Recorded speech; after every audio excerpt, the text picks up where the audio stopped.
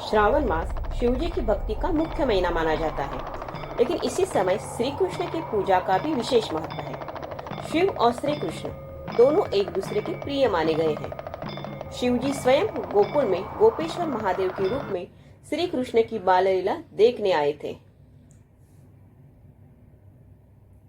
श्रावण कृष्ण पक्ष अष्टमी से भाद्रपद कृष्ण अष्टमी, यह पूरा काल भगवान कृष्ण की उपासना के लिए श्रेष्ठ माना जाता है।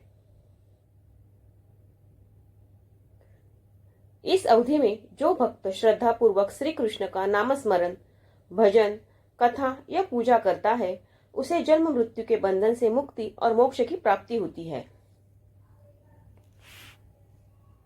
शिवप्रिय होने के कारण श्रावण मास में ही श्री कृष्ण की कृपा भी सहज रूप से प्राप्त होगी और वे भक्तों की सभी मनोकामनाएं पूर्ण करते हैं।